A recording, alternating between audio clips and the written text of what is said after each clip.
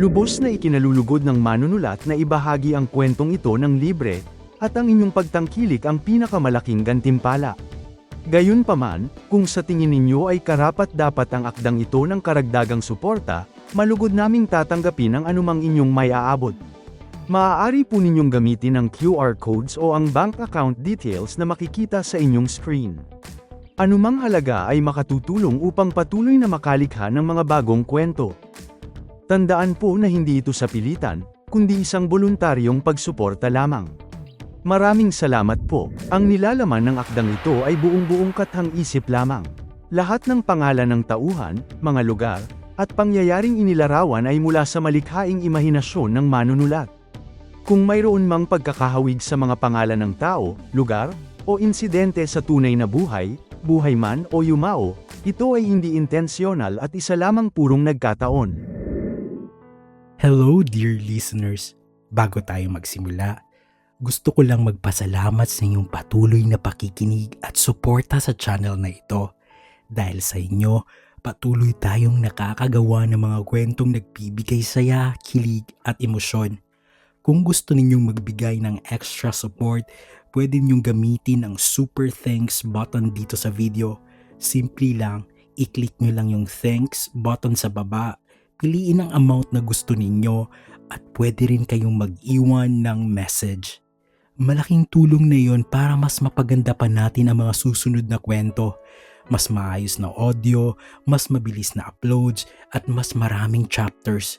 Pero syempre, okay lang din po na makinig lang kayo. Ang presence ninyo pa lang, sobrang appreciated na po. Now, atin na pong ipagpapatuloy ang kwento. Salamat po. Tinitigan ni Zeke ang mukha ni Rome. Hinawakan niya ang magkabilang pisngi nito. Pilit na pinapakalma ang sarili.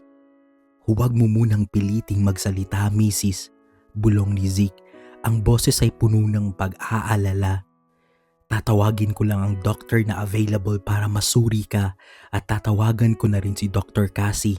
Nandito lang ako, hindi ako aalis sa tabi mo. Ngunit umiling si Rome, ang mga luha ay hindi pa rin tumitigil sa pagagos. Hindi ko talaga alam yun, Zeke. Maniwala kang wala akong ginawang ganon. Hindi ko magagawa yun sa'yo. Ramdam ni Zeke ang pintig ng puso ni Rome sa kanyang mga palad.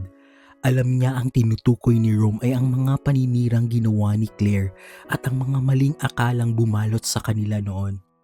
Tahan na, misis ko. Baka makasama pa sa iyo ang pag-iyak. Pakiusap ni Zeke habang pinupunasan ang mga luha sa pisngi nito. Wala kang kasalanan. Wala kang dapat ihingi ng tawad. Alam ko na ang lahat, Rome. Lahat-lahat. I should be the one asking your forgiveness. Dahil hinayaan kong nangyari ito sa'yo. We will have time for this. Pangako. Pero please, let me call someone to check you first. Tumango si Rome at ang kanyang mga mata ay natiling nakapako kay Zeke. Tumayo si Zeke at lumapit siya sa call button sa labas ng ICU door. Pinindot niya ito ng madiin. Habang naghihintay, muli niyang nilapitan si Rome. Hinalikan niya ang noo. Umupo at hinawakan ng isang kamay. Sa loob-loob niya, alam niyang bagaman gising na ito, mahaba pa ang lalakbayin nilang dalawa para tuluyang maghilom ang mga sugat na hindi nakikita ng mga mata. Maya-maya ay pumasok na ang isang doktor kasama ang dalawang nurse. Agad nilang pinalibutan ang kama ni Rome para sa mga kinakailangang pagsusuri. Habang tinitingnan ng kanyang mga vital signs, malumanay siyang tinanong ng doktor kung ano ang kanyang nararamdaman o kung may masakit ba sa kanyang katawan. Maingat at mahina ang bawat sagot ni Rome habang ang kanyang mga mata ay pasulyap-sulyap pa rin sa kinaroroonan ni Zeke. Lumabas muna sandali si Zeke sa hallway para gawin ang mga mahahalagang tawag. Unang-una niyang tinawagan si Dr. Cassie. Halos hindi makapagsalita ang doktor sa kabilang linya nang mabalitaan ang paggising ni Rome. Dediretso na siya sa hospital kung nasaan si Rome pagkatapos ng rounds niya. Matapos ang tawag kay Cassie, sunod na hinanap ni Zeke ang numero ni Gwen. Alam niyang nasa Cebu na ngayon ito para asikasuhin ang isang malaking project para sa Viga Conglomerate, ngunit alam din niyang higit pa sa trabaho ang halaga ni Rome para rito. Nang sumagot si Gwen, agad na ibinalita ni Zeke ang nangyari. "Gwen, I have a good news for you. He is now awake. Gising na si Rome and he remembers now." Natahimik ang kabilang linya ng ilang segundo bago narinig ni Zeke ang pagsinghap at ang mahinang pagkikbi ni Gwen mula sa Cebu. "Zeke, salamat. Salamat naman sa Diyos," ang tanging nasabi ni Gwen sa pagitan ng kanyang paggiyak. Kahit nasa malayo, ramdam ni Zeke ang relief na dala ng balitang iyon para sa kanilang lahat. Muling bumalik si Zeke sa loob ng ICU pagkatapos ng mga tawag. Habang pinagmamasdan ang mga nurse na inaasikaso si Rome, isang desisyon ang nabuo sa kanyang isip. Hinding-hindi na niya hahayaang may dumaang sakuna muli sa pagitan nilang dalawa. Hindi nagtagal ay pumasok si Dr. Cassie sa ICU. Nang makita niya si Rome, gustong-gusto niyang takbuhin at yakapin ng kaibigan, ngunit pinigilan niya ang sarili. Sa halip, lumapit siya ng dahan-dahan at hinuwakan na lamang ng mahigpit ang isang kamay ni Rome habang ang kanyang mga luha ay malayang dumadaloy. "Rome, salamat naman at gising ka na," bulong ni Cassie, boses na nanginginig sa saya. "Masaya akong nakita kitang muli, Dr. Cassie. Naaalala ko na ang lahat bago ang aksidente," sabi ni Rome. "I know, Rome. Zeke told me. I am so happy." Napatingin lang si Zeke sa dalawa. "Rome, tatawagan ko lang pala si Dr. Pascual regarding sa pagbabalik ng alaala mo." "Sige lang, Dr. Cassie." Agad na lumabas si Dr. Cassie para tawagan si Dr. Pascual, ang neuropsychiatrist na tumututok sa kaso ni Rome. "Doc, gising na si Rome," bungad ni Cassie. "And the most amazing part, he remembers everything. Nagbalik na ang lahat ng alaala niya." Sa kabilang linya, nagbigay ng paliwanag si Dr. Pascual tungkol sa milagrong ito. Ayon sa kanya, ang naranasang matinding trauma ni Rome ay naging double-edged sword. Sa medisina, maaari itong ituring na trauma-induced memory recovery. Paliwanag ni Dr. Pascual, ang utak ni Rome ay pumasok sa dissociative amnesia noong bilang defense mechanism. Pero ang matinding shock at stress sa huling insidente ay nagsilbing marahas na trigger. Ang bugso ng adrenaline ay nagpuwersa sa kanyang hippocampus, ang bahagi ng utak na nag-aayos ng memories na mag-reboot. Ang matinding emotional na pressure ang mismong nagdugtong muli sa mga blocked pathways ng kanilang alaala. Nakinig ng maigi si Dr. Cassie habang nakatingin kay Rome mula sa glass window. "So Doc, kailangan ba niya ng susunod na session sa inyo?" Pagdating sa kanyang memory, hindi na, sagot ni Dr. Pascual. "The organic amnesia is gone. But Cassie, I am strongly recommending a trauma therapist for him. Ang pagbabalik ng alaala niya ay kasabay ng pagbabalik ng sakit mula sa paghihirap na dinanas niya. Memory is a gift, but it's also a heavy burden now. He needs professional help to process the PTSD." Nagpasalamat si Dr. Cassie at ibinaba ang telepono. Nilapitan niya sina Zeke at Rome. Maingat siyang tumabi sa kama at muling hinawakan ang kamay ni Rome. Pinaliwanag niya sa dalawa ang sinabi ni Dr. Pascual. "So Dr. Cassie, may alam ka ba na trauma specialist?" tanong ni Zeke. "Meron, and I will call her too. Pero dapat gumaling muna si Rome sa mga physical na sakit," sabi ni Dr. Cassie. Matagal silang nag-uusap patungkol sa tunay na nangyari. Hindi pa nasabi ni Zeke ang lahat-lahat para hindi mabigla si Rome. Naintindihan naman ito ng huli. Dahil maayos na din ang kalagayan ni Rome, narekomenda na ni Dr. Cassie na maaari na itong ilipat sa isang pribadong silid. Dahil stable na ang kanyang mga vital signs, hindi na kailangan ng mahigpit na monitoring ng ICU, ngunit kailangan pa rin ng iba yung pag-iingat sa kanyang pagpapagaling. Hindi pumayag si Zeke na basta-bastang silid lang ang kukunin para sa kanyang misis. Ipinahanda niya ang pinakamahal at pinakamalawak na presidential suite, isang silid na mas mukhang hotel kaysa hospital, kumpleto sa lahat ng kagamitan, sariling lounge para sa mga bisita at mahigpit na seguridad. Napapailing na lamang si Dr. Cassie habang pinagmamasdan ang paglipat kay Rome.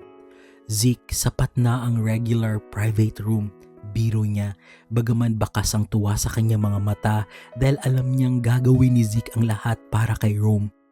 Nang sa wakas ay mailipat na si Rome at maayos na itong nakahiga sa malambot na kama ng suite, hindi nagtagal ay dinalaw na rin ito ng antok dahil sa pagod at sa epekto ng mga gamot. Pinagmasta ni Zeke ang mahimbing na pagtulog nito. Dahil gabi na rin at tapos na ang kanyang tungkulin, nagpasya na si Dr. Cassie na magpaalam. "I'll leave you two for now. He needs the rest and so do you, Zeke," mahinang sabi ni Cassie habang inaayos ang kanyang gamit. Hinatid ni Zeke ang doktora hanggang sa labas ng pintuan ng suite. Paglabas nila sa hallway, bahagyang sumandal si Zeke sa pader. Isang malalim na buntong hininga ng relief ang kumawala sa kanya. Sa kauna-unahang pagkakataon mula nang mangyari ang trahedya, naramdaman ni Zeke na kontrolado na niya muli ang sitwasyon. "Salamat. Thank you sa lahat, Dr. Cassie," seryosong sabi ni Zeke. "Si Rome yun, Zeke. Hindi din ako papayag na may mangyari sa kanya," sabi ni Dr. Cassie. Tatalikod na sana si Dr. Cassie para maglakad palayo, ngunit muling narinig ang seryosong boses ni Zeke na tumawag sa kanyang pangalan. "Dr. Cassie, may gusto sana akong sasabihin." Huminto ang doktora at lumingon. "Ano iyon?" "I know you're too busy being a doctor at alam kong nasa malayo si Gwen for the work she's doing sa aming conglomerate." Panimula ni Zeke, ang mga mata ay diretsyo at walang pag-aalinlangan. "Gusto ko sana na sa oras na makalabas na si Rome sa hospital, sa akin na siya uuwi. I am very grateful na kayo ang nagkupkop at nag-alaga sa kanya for the last 2 years. Pero sa piling ko mas mababantayan at mas maaalagaan ko siya." Bahagyang kumunot ang noo ni Cassie, tinitimbang ang sinabi ng lalaki. "Zeke, busy ka din, di ba? Alam nating pareho kung gaano kalaki ang responsibilidad mo sa mga negosyo mo." Isang tipid at kampanting ngiti ang sumilay sa labi ni Zeke, ang klase ng ngiti na tanging ang mga taong may hawak ng mundo ang nakakagawa. "My businesses can survive even without me. I have key people who are more than capable of managing them for as long as I want. At sa totoo lang, Dr. Cassie, kaya kong mabuhay nang wala ang mga kumpanyang yan. Even without them, I can still give Rome all the things in the world. Pero I cannot survive this lifetime without him. Kaya ako ang mag-aalaga kay Rome full-time." Napailing na lamang si Dr. Cassie. Sa kabila ng mabigat na emosyon, hindi niya maiwasang mapansin ang pamilyar na pagkamayabang ni Zeke. Isang klase ng yabang na nanggaling sa wagas na pagmamahal at kakayahang ibigay ang lahat. "Zeke, di ba nasa mataas na palapag ang penthouse mo?" Seryosong paalala ni Cassie. "Please remember, we are expecting symptoms of PTSD kay Rome. Sa kondisyon niya ngayon, hindi ligtas ang manatili sa ganoon kataas na gusali. It's not safe environment for someone recovering from severe trauma." Hindi man lang kumurap si Zeke. Agad ang naging sagot niya na tila ba nakaplano na ang lahat sa isip niya bago pa man ito itanong sa doktora. "Then I'll buy a house for him. My friend is just 1 call away. Everything will be ready by the time he is discharged." Napabuntong hininga si Dr. Cassie, tila sumusuko na sa pagiging mapilit ng lalaki. Sa huli, sino ba ang makakatanggi sa isang Zeke vegan na handang tapatan ng bahay ang bawat trauma ni Rome? "Wala naman siguro ako magagawa kung aayaw ako," sabi ni Cassie habang may bahid na pagtanggap sa boses.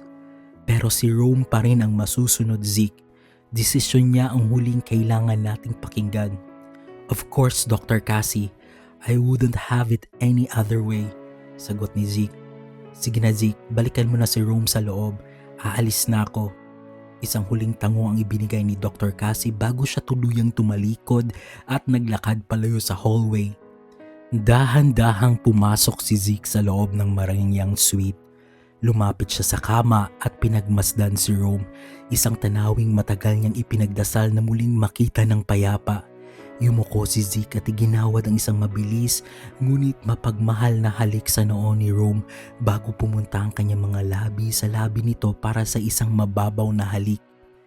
I love you, misis ko, bulong niya sa hangin. Lalayo na sana si Zeke para magtungo sa banyo at para maligo pero biglang gumalaw si Rome. Sa isang iglap, bumukas ang mga mata nito, hindi nang may kapayapaan kundi nang may matinding takot.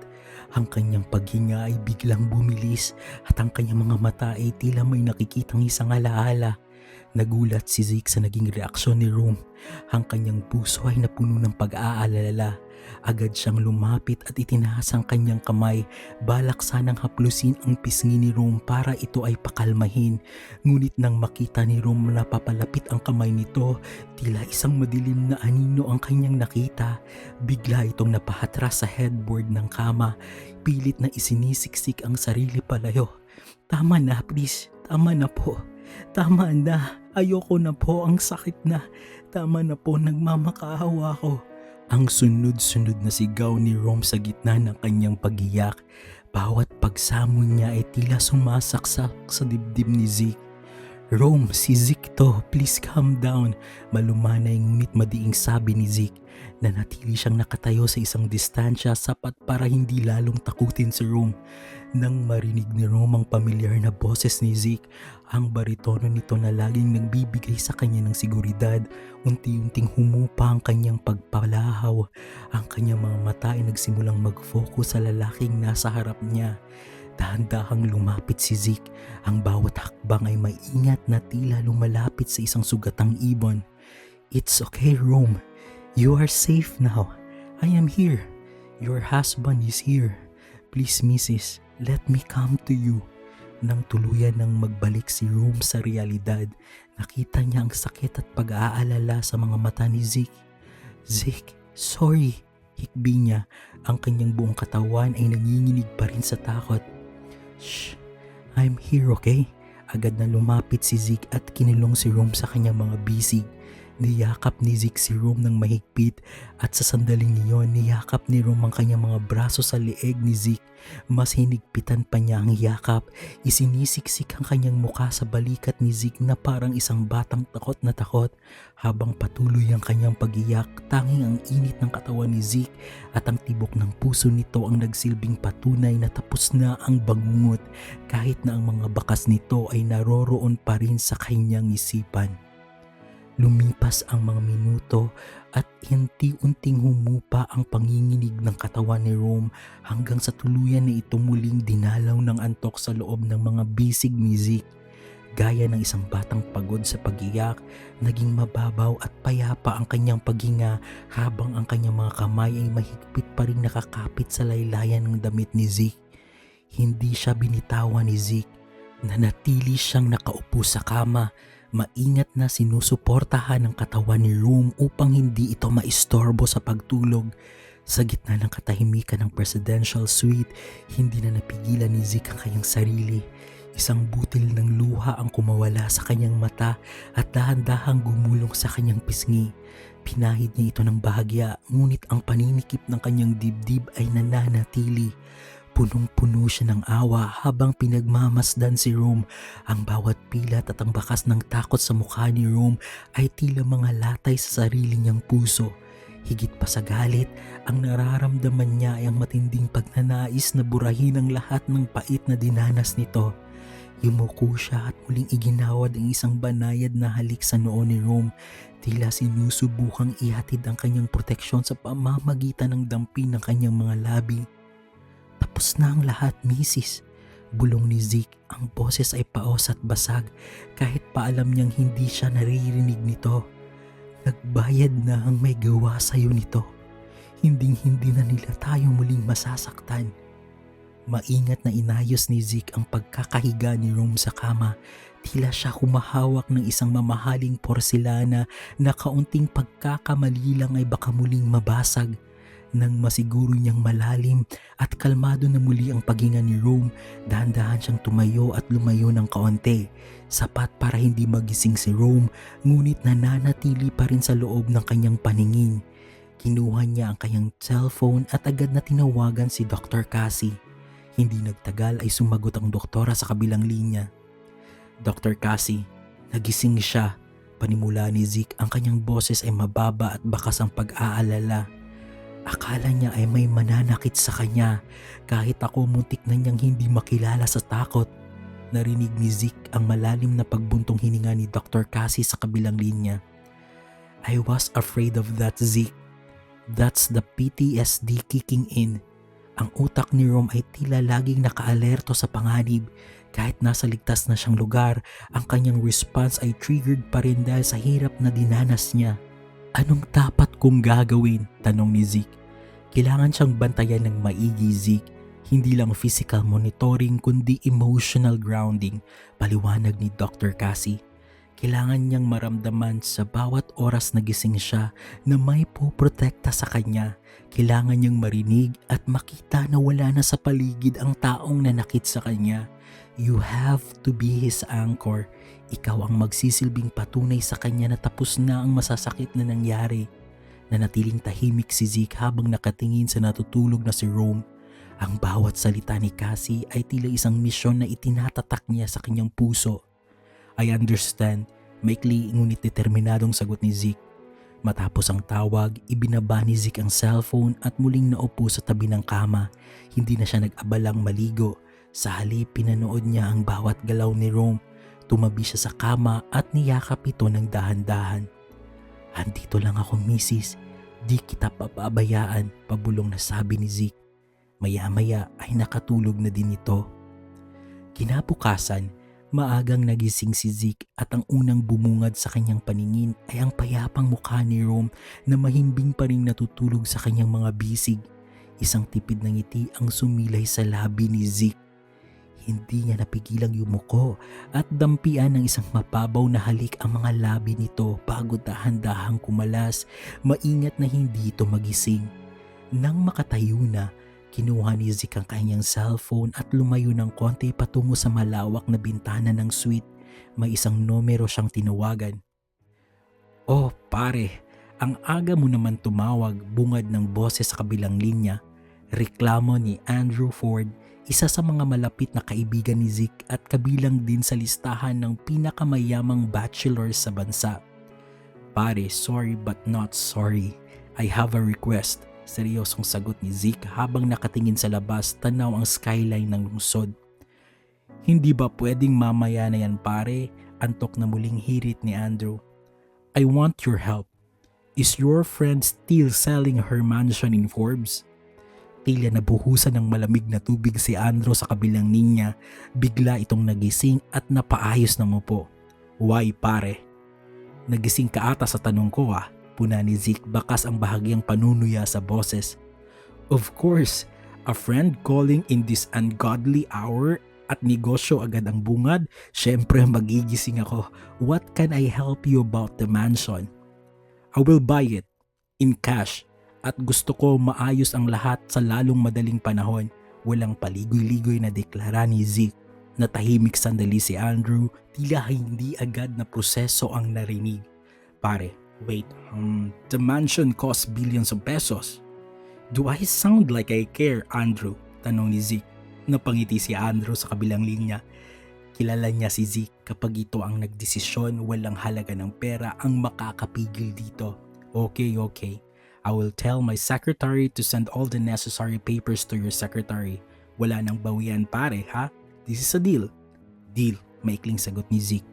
Matapos ang mabilis na usapan, ibinaba na ni Zeke ang tawag. Ibinalik niya ang kanyang tingin kay Rome na mahimbing pa rin natutulog. Matapos ang tawag kay Andrew, hindi na nagsayang ng oras si Zeke. Agad niyang tinawagan ang kanyang personal secretary. Walang paligoy-ligoy na ibinigay ni Zeke ang kanyang mga instructions. Sanay na ang secretary niya na tumatawag ito ng maaga. Ang boses niya ay malamig, may otoridad at puno ng urgency. Inutos niya ang agarang pagtanggap sa mga papeles ng mansyon mula sa kampo ni Andrew Ford at ang pagproseso ng isang manager's check para sa buong halaga ng bahay.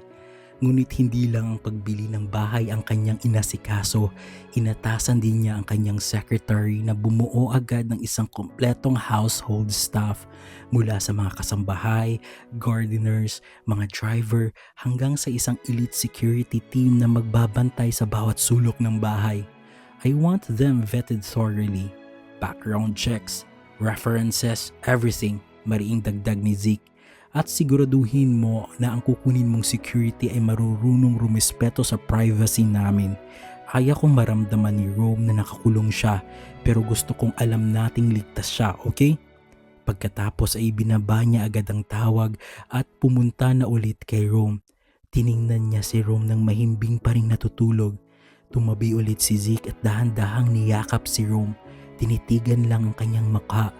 Alam niya sa sarili na mahal niya ang taong ito. Banayad niyang hinalikan ulit si Rome.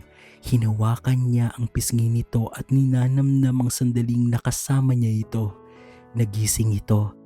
Naramdaman nito ang isang mainit na haplos ng kanyang pisngi, marahan at puno ng pag-iingat. "Good morning, my beautiful Mrs." Ang malambing na bulong ni Zeke. Ang boses nito ay parang musika sa pandinig ni Rome. Idinilat ni Rome ang kanyang mga mata at ang unang bumungad sa kanya ay ang mga mata ni Zeke na nakatitig sa kanya na may wagas na pagmamahal. Walang bakas ng pagod ang mukha ni Zeke. Sa halip, isang napakatamis na ngiti ang nakapinta sa mga labi nito. "Zeke," mahinang sagot ni Rome. Ang boses ay pause pa dahil sa kagigising lang ito. Tugon ni Zeke habang inilalapit ang kanyang mukha. Idinikit niya ang kanyang ilong sa ilong ni Rome. "Do you have any idea how much I love watching you wake up? Para akong nanunood ng pagsikat ng araw. But better." Bahagyang namula ang mga pisngi ni Rome. "Bolero ka talaga. Walang pinagbago." Naalala na talaga ni Rome ang lahat. "I'm not joking, Rome. I could stare at you for 100 years and I still find something new to fall in love with." Seryoso ngunit malambing na sabi ni Zeke. Hinuwakan ni Zeke ang kamay ni Rome at isa-isang hinalikan ng kanyang mga daliri bago ito idinikit sa kanyang puso. "Feel that? It only beats like this because of you. Ikaw lang ang dahilan kung bakit gusto kong gumising araw-araw, Rome." Hindi na nakasagot si Rome dahil sa sobrang kilig. Sa halip ay siniksik niya ang kanyang mukha sa dibdib ni Zeke. Niyakap naman siya ng lalaki ng napakahigpit. Hinahaplos ang kanyang buhok at tinataniman ng maliliit na halik ang tuktok ng kanyang noo. Sa sandaling iyon, tila huminto ang mundo. Walang trauma, walang hospital, walang masakit na nakaraan. Ang tanging naroroon ay ang init ng kanilang mga katawan at ang pangakong hindi na muling mangyayari ang mga bagay ng nakaraan. "Zeke," bulong ni Rome habang nakasiksik pa rin. "Yes, misis ko. Wag na wag mo akong bibitawan, ha." Hinawakan ni Zeke ang baba ni Rome at itinaas ito para magtagpo ang kanilang mga paningin. "Kahit bitawan mo pa ang sarili mo, Rome, ako ang hindi-hinding bibitaw sa'yo. I will hold you until the end of time. No, even beyond that." At sa gitna ng katahimikan ng umaga, muling pinagtagpo ni Zeke ang kanilang mga labi sa isang matamis at matagal na halik. Isang halik na nagsasabing sa piling niya, si Rome ang pinaka-espesyal na tao sa buong mundo. Matapos ang ilang linggo, maaari nang lumabas si Rome sa hospital. Sa tulong ni Dr. Cassie, nakatakda na rin ang kanyang mga sessions sa isang trauma specialist. Nakapagdesisyon na din si Rome na sumama kay Zeke sa pag-uwi. Masaya naman si Dr. Cassie sa naging pasya nito basta't nangako si Rome na dadalaw pa rin ito sa bahay niya. Alam na rin ni Gwen ang naging desisyon nito at suportado niya ang kaibigan. Tahimik lang si Rome sa loob ng sasakyan habang binabaybay nila ang kalsada. Pero nang mapansin niyang pumasok sila sa gate ng Forbes Park, bahagya siyang napaayos ng upo at lumingon kay Zeke. "Akala ko ba uuwi tayo, Zeke? Hindi itong daan papunta sa penthouse mo?" tanong ni Rome bakas ang pagtataka sa kanyang boses. Lumingon si Zeke sa kanya ng may tipid ng ngiti. "Uuwi nga tayo, misis ko. Anong uuwi? Saan tayo pupunta? Hirit pa ni Rome habang pinagmamasdan ang mga naglalakihang mansyon at malalawak na hardin sa paligid. Sa bagong bahay natin, simpleng sagot ni Zeke habang dahan-dahang itinigil ang sasakyan sa harap ng isang napakagandang mansyon na punong-puno ng mga puno at halaman. Ayoko na sa penthouse. Dito, mas malawak ang paligid at mas tahimik. Mas makakahinga ka rito, Rome. Napanganga si Rome habang nakatingin sa dambuhalang bahay na nasa harap niya. Zeke, seryoso ka ba? Kailan ka pa bumili ng ganitong kalaking bahay? Huwag mo na isipin yan, Mrs. Ang mahalaga, dito tayo uuwi at gagawa ng pamilya. Namula ang pisngi ni Rome sa sinabi ni Zeke. Pagkababa ni Zeke at Rome sa sasakyan, bumungad sa kanila ang dalawang hanay ng mga household staff mula sa mga naka-uniforming kasambahay, gardeners hanggang sa mga security personnel. Sa gitna nila ay isang seryoso ngunit magalang na mayordoma. Welcome home, Sir Zeke at Sir Rome. Sabay-sabay nilang bati na sinabayan ng bahagyang pagyuko bilang paggalang. Napako ang tingin ni Rome sa harapan ng mansyon. Hindi lang ito basta bahay, isa itong architectural masterpiece na gawa sa puting bato, glass walls at mga accent ng mamahaling nara. Pagpasok nila sa main entrance, sinalubong sila ng isang dambuhalang chandelier na gawa sa mamahaling crystals na nagmistulang mga bituin. Maging ang hangin sa loob ay amoy mamahalin, isang halo ng sariwang bulaklak at scent ng sandalwood. Ang sahig ay gawa sa Italian marble na sobrang kintab, halos makikita mo na ang sarili mong refleksyon. Sa bawat kanto ay may mga mamahaling vase at mga painting na mukhang galing pa sa mga kilalang gallery sa iba't ibang sulok ng bansa at mundo. Zeke, ano to? Mahinang tanong ni Rome. Halos hindi makapaniwala habang nililibot ang paningin sa sala na may mga couch na gawa sa premium velvet at mga silk carpets na galing pa sa Middle East. Our new home, sagot ni Zeke habang nakapamulsa, tila baliwala lang sa kanya ang bilyon-bilyong halaga ng paligid. Lahat ng ito ay para sa'yo. I want you to feel like a queen dahil yun naman talaga ang turing ko sa'yo.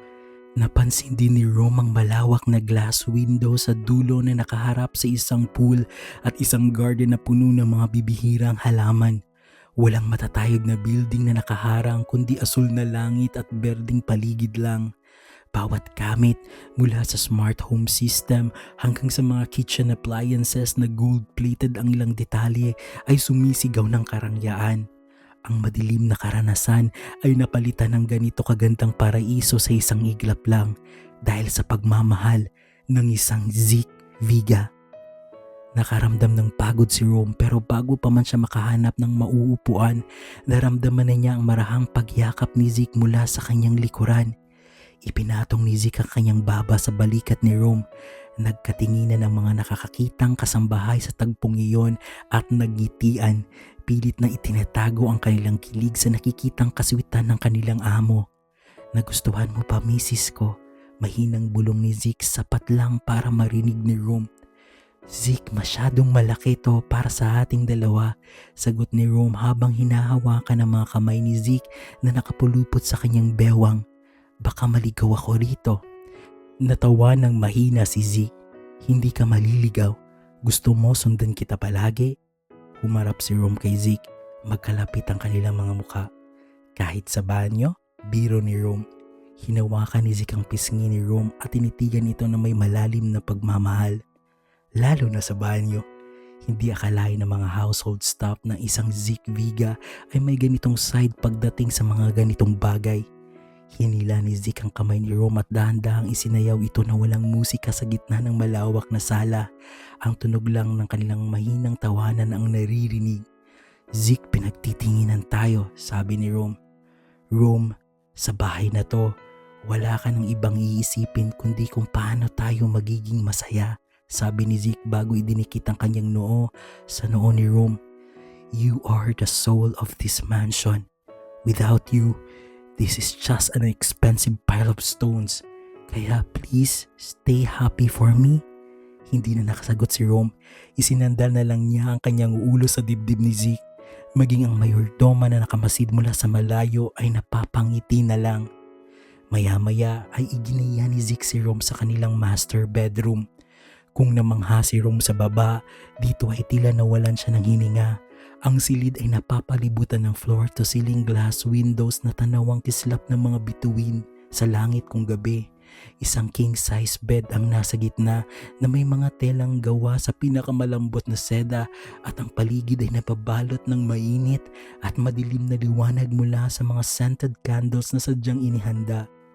Zeke, ang ganda, bulong ni Rome habang dahan-dahang naglalakad papasok. Hindi sumagot si Zeke.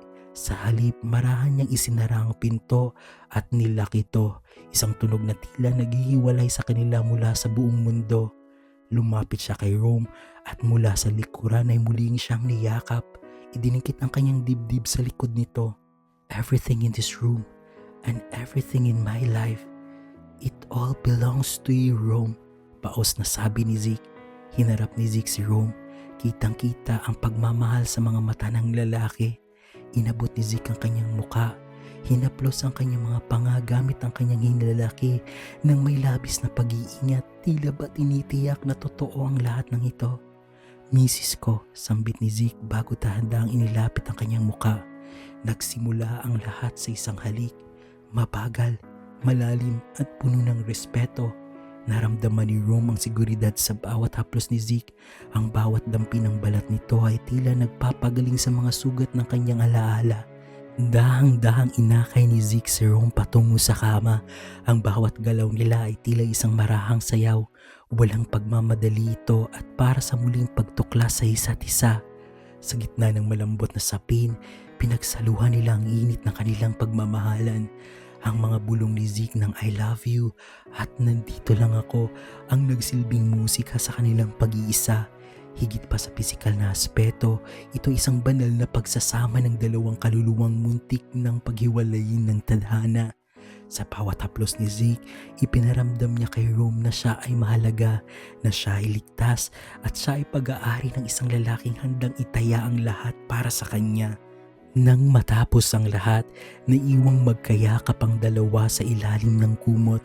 Ang kanilang paghinga ay sabay na humuhupa. Ipinatong ni Rome ang kanyang ulo sa dibdib ni Zeke. Nakikinig sa mabilis na tibok ng puso nito na unti-unting kumakalma. Thank you so much, Zeke, mahinang sabi ni Rome. Hinalikan ni Zeke ang kanyang noo at masinigpitan ng yakap. No, I should be the one thanking you, misis ko. I will promise to you na I will protect you.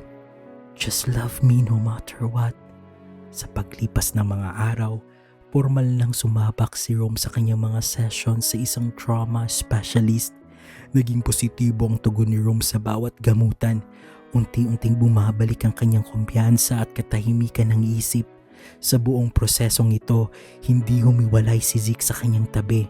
Tinutuo ni Zeke ang kanyang pangako na tututukan niya si Rome, kaya naman pansamantala niyang isinintabi ang pamamahala sa kanyang mga negosyo upang masigurong siya mismo ang umalalay sa bawat hakbang ng paggaling ni Rome. Isang hapon, matapos ang session ni Rome sa kanyang specialist, sinabi ni Zeke na kailangan nilang pumunta sa isang opening ng bagong negosyo ng kanyang kaibigan. Tumanggi sana si Rome dahil gusto na lamang niyang magpahinga, ngunit sadyang mapilit si Zeke at wala siyang nagawa sa kakulitan nito. Madilim na ang paligid nang makarating sila sa lugar na tinutukoy ni Zeke. Huminto ang kanilang sasakyan sa isang pribadong port. Pamilyar ang paligid kay Rome. Ito ang lugar kung saan nakadaong ang mga marangyang yate ng mga pinakamayayaman sa bansa. Alam niyang narito ang yate ng pamilya ni Zeke na sinakyan nila noon. Bakit tayo nandito, Zeke? Akala ko ba may opening ng negosyo ang kaibigan mo? Nagtatanong ni Rome. Napangiti lang si Zeke at hindi sumagot. Pagkababa ng sasakyan, magkahawak kamay silang naglakad sa kahabaan ng dock. Nang makarating sila sa tapat mismo ng yate ng pamilya Viga, lalong nagtaka si Rome. Walang kahit anong dekorasyon o handaan para sa isang business opening. Ang tanging napansin niya isang malaking tela na nakatakip sa bahagi kung saan nakasulat ang pangalan ng yate. Huminto si Zeke at hinarap si Rome. Misis ko, malambing na tawag niya habang nakatitig sa mga mata ni Rome. I love you so much. At hindi ako magsasawang sabihin ito sa'yo. I love you too, Zeke, sabi ni Rome na nagsimula ng makaramdam ng kaba at saya. Remember this yacht? Tanong ni Zeke habang nakatingin sa dambuhalang sasakyang pandagat. Dito kita dinala after mo akong sigawan sa cafe at dito rin kita muling dinala nung hindi ka pa nakakakita at wala pang naaalala. Napangiti si Rome, sariwa pa sa kanyang isip ang bawat alaala ng kanilang nakaraan. Naalala ko ang lahat, Zeke. Lahat-lahat. Ngumiti ng napakatamis si Zeke, isang ngiting puno ng tagumpay at pagmamahal. Hinawakan niya ang kamay ni Rome at dinala ito sa dulo ng telang nakatakip sa pangalan ng yate. Dahil naalala mo na ang lahat, gusto kong malaman mo na sa buhay ko, wala nang mas mahalaga pa sa'yo, mahal ko. Titigan mo yung telang yan, mahal ko. Mahinang utos ni Zeke habang nakatayo sila sa tapat ng yate. Bakit naman, nagugulo ang tanong ni Rome. May kailangan ba akong makita? Basta, Mrs. Please titigan mo lang, pakiusap ni Zeke. Sinunod naman siya ni Rome, bagaman bakas pa rin ang pagtataka sa kanyang mukha. May kinuha si Zeke mula sa kanyang bulsa, isang remote control, at dahan-dahan itong pinindot. Sa isang iglap, malambot na nahulog ang dambuhalang tela. Nanlaki ang mga mata ni Rome at tila tumigil ang kanyang mundo nang tumambad ang bagong pangalan ng yate. Hindi na ito Viga. Sa halip, ang nakasulat sa naglalakihang gintong letra ay ang kanyang pangalan, Rome. Napalingon si Rome kay Zeke at nakita niyang mamasama-masa na ang mata ni Zeke. Rome, ang yating ito ay isa sa simbolo ng pagmamahalan nating dalawa. Panimula ni Zeke, ang boses ay bahagyang napapahaw sa emosyon. I bought this yacht from my family and renamed it after you. Zeke, sobra na to, bulong ni Rome, halos hindi makapaniwala. Hindi na natuloy ang sasabihin dahil agad siyang pinatigil ni Zeke. Hinawakan ni Zeke ang kanyang mga kamay at tinitigan siya ng diretsyo sa mga mata. Rome, ang yating ito used to carry my family's name. Now, it carries my life's meaning. It's yours, Rome. Everything about it, it's yours. Sa gabing iyon, dahan-dahang inilapit ni Zeke ang kanyang muka at hinalikan si Rome ng buong puso. Isang halik na nagsasabing wala nang mas mahalaga pa sa kanya kundi ang taong nasa harap niya. Eksaktong paglapat ng kanilang mga labi, biglang niyanig ang kalangitan ng sunod-sunod ng naglalakihang fireworks display. Ang makukulay na liwanag ay nagsilbing saksi ng panibagong simula ng kanilang kwento. Sa ibabaw ng dagat, sa gilid ng yate na ipinangalan sa kaisa-isang lalaking nilalaman ng puso ng isang Zeke Viga. Walang mapagsidla ng saya ni Rome habang pinagmamasdan ng makulay na langit.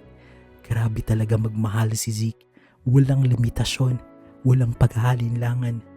Nang matapos ang huling siklab ng fireworks, marahang inilalayan ni Zeke si Rome na sumampa sa yate. Sinalubong sila ng mga servers na may magagalang ngiti. Pagpasok nila sa main deck, agad na nakuha ng pansin ni Rome ang buffet table na punong-puno ng kanyang paborito, ang sariwang shrimp bruschetta at ang mabangong aroma ng mga barbecue. Sa tuwa ni Rome ay hindi na siya nagatubili. Lumapit siya agad sa mga pagkain at nagsimulang kumuha. Naiiling na lang si Zeke habang nakangiti. Pinagmasdan si Rome na parang batang nakawala sa candy shop. Ang sarap talaga ng pagkain dito, Zeke, sabi ni Rome habang ninanamnam ang bawat kagak. Hindi mawawalan yan dito, Mrs. Lalo na at nakapangalan na sa iyo ang yating ito. Malambing na sagot ni Zeke habang nakatitig sa kanya. Sa daling huminto si Rome, sinusubukang lunukin ang kinakain bago humarap kay Zeke. Ikaw ha, ang gastos mo na sa akin. Masyado mo na akong nilulunod sa regalo. Lumapit si Zeke at marahang niyakap si Rome mula sa likuran. Ipinatok ang baba sa kanyang balikat. Huwag kang mag-alala, Mrs. Hindi mamumulubi kailanman ang mister mo para lang mapasaya ka. Natawa si Rome at bahagyang siniko si Zeke. ang giyabang. Nagtawanan silang dalawa, isang tunog ng mas masarap pakinggan para kay Zeke kaysa anumang musika. Tila wala nang masasaya pa sa dalawang pusong nagmamahalan. Muling sumayaw ang dalawa sa ilalim ng mga bituin habang bumabalot sa buong yate ang isang napakatamis na musika. Sa bawat ikot at bawat hakbang, tila ayaw na nilang matapos ang gabing iyon. Ang mundo ay huminto at ang tanging mahalaga ay ang init ng yakap ng isa't isa. Sa gitna ng kanilang pagsasayaw, bahagyang inilapit ni Zeke ang kanyang bibig sa tenga ni Rome. Rome, mahinang tawag nito. Bakit? Sagot ni Rome habang nakasandal ang ulo sa balikat nito. Get ready. Tomorrow, we will be flying to Europe. Bahagyang napatras si Rome at napatingin kay Zeke, bakas ang gulat sa kanyang mga mata. Bakit? Anong gagawin natin doon? Travel. Dadalhin kita sa lahat ng mga lugar na napuntahan ko na noon. Pero sa pagkakataong ito, gusto kong ikaw na ang kasama ko. Nakangiting sagot ni Zeke. Zeke, magastos yun. Kakabili mo lang ng yate, kakabili mo lang ng mansyon. Tapos Europe naman, pag-aalala ni Rome. Natawa ng mahina si Zeke at masinigpitan ng hawak sa bewang ni Rome. Mrs., basta sasama ka. Nasabihan ko na rin ng dalawa sina Dr. Cassie at Gwen, pero maaari mo silang tawagan mamaya para formal na magpaalam. 1 month lang naman tayo roon. What? 1 buwan? Ang tagal naman na.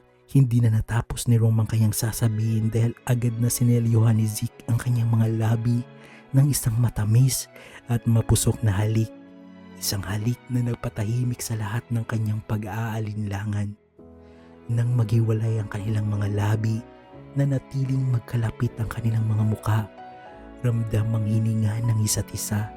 Nagpatuloy sila sa marahang pagsasayaw. Isang sayaw ng wagas na pagmamahal na tila walang katapusan.